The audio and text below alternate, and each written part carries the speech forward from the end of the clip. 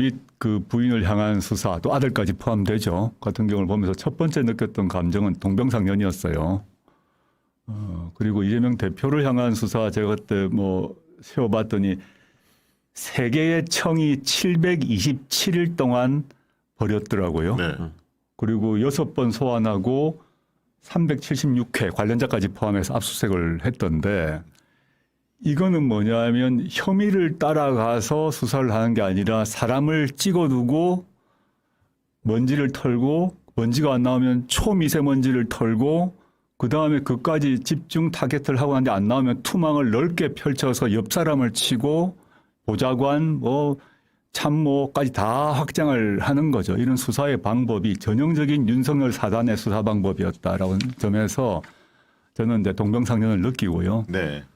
두 번째 제가 이제 이재명 대표를 개인적으로 알게 된 거는 그분이 성남시장 시절에 네. 광화문에서 단식하셨을 때 제가 지지를 하러 갔었습니다. 아, 그러셨군요. 가서 그때 비가 온 날에 같이 앉아서 약간 노상 토크를 해야 되는 한 적도 있는데요. 아마 네. 사진 찾아보면 아마 있을 것 같은데 이제 뭐 저는 그분하고 지역적 인연도 없고 학연도 전혀 없지 않습니까? 네, 네. 학번이 같다는 것밖에 뭐 아무것도 없는데 제가 어떤 걸 느꼈나 하면 그때 그분하고 아무런 인연이 없었는데 가게 된 배경 여러 가지 배경 중에 하나가 학번이 같은데 그럼 동시대 인물이죠. 그렇죠.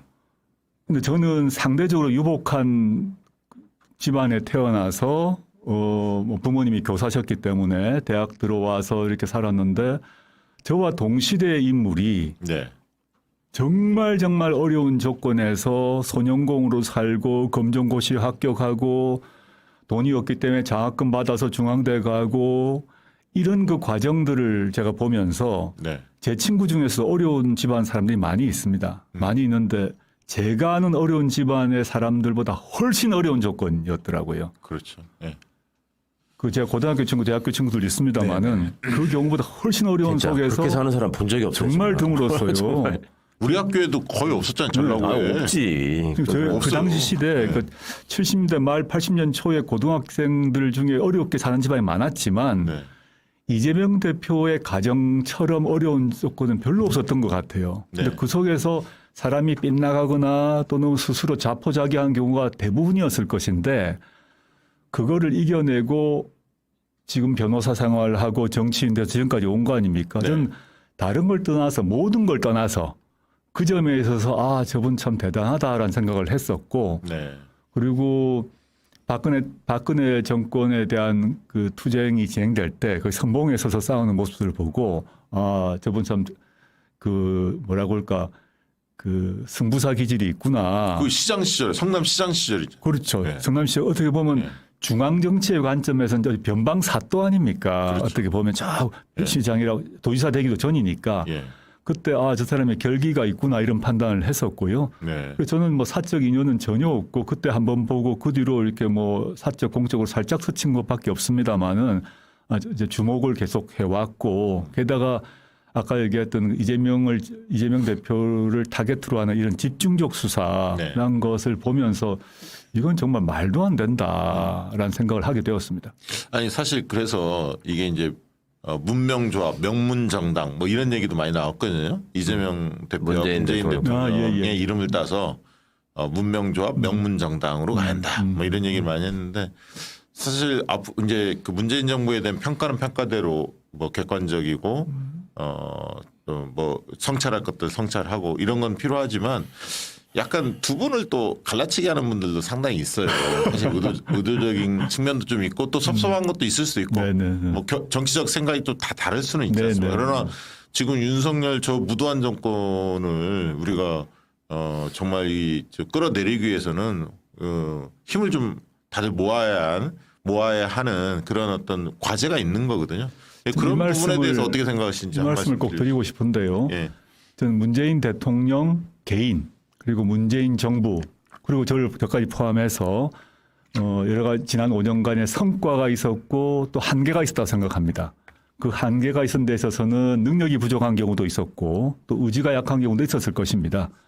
그렇지만 그 평가는 종합적으로 해야 되는데 그거를 그 종합적 판단을 하지 않고 문재인 대통령도 또 저도 또 우리 최강욱도 또 문재인 정부도 한계가 있고 모자람이 있음에도 있는데 그것만을 생각하면서 부각시키고 문재인과 이재명을 갈라치고 서로를 적대시하게 만들고 이런 것들은 전 정말 잘못된 것이다 생각하고요.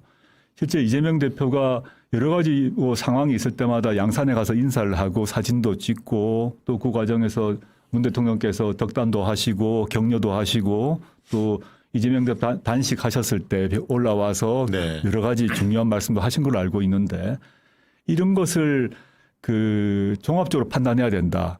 과거에 김대중 대통령께서도 네. 엄청난 성과를 이루었고 지금 모두가 존경한 대통령이지만 김대중 대통령도 잘못하신 게 있고 있습니다. 네. 노무현 대통령도 마찬가지입니다.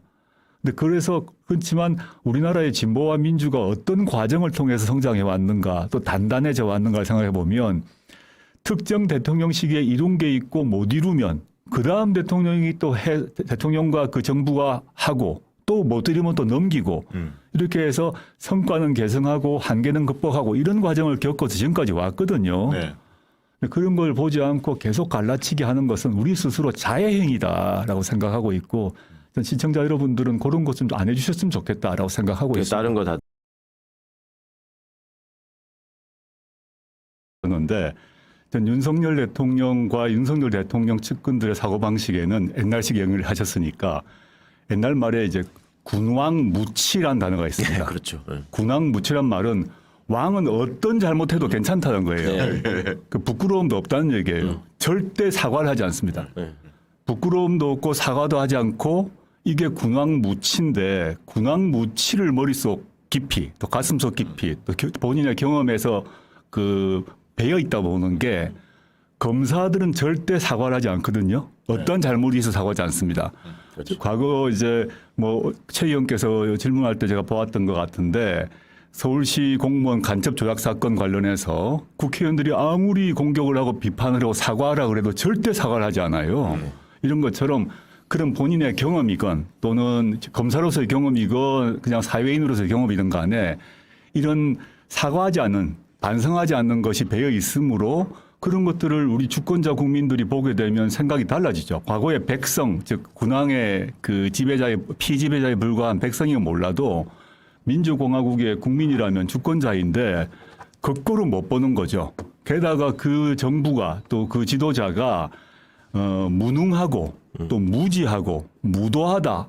그런데 반성도 안 하고 부끄러움도 없다. 그러면 남는 것은 심판밖에 없다. 이런 생각을 이미 국민들이 하고 있는 것 같고요. 근데 물론 이제 아까 박시영 대표께서 탄핵 얘기하셨는데 법적으로 탄핵을 하려면 의석 150이 있어야 발의가 되고 200이 있어야 그렇습니다. 국회에서 의결이 되지 않습니까? 네. 그래야 비로소 헌법재판소로 넘어가는데 네. 현재 상태로는 법률적 의미에서 탄핵은 불가능하죠. 네. 그렇지만 시민들이 이제 심리적으로 탄핵을 하고 싶은 그런 끌어오르는 마음이 있는 것 같고 네. 그게 언급하셨던 강서구청에서의 압도적 차이 그리고 여론조사에서의 압도적 차이 이렇게 나타난다고 저는 보입니다.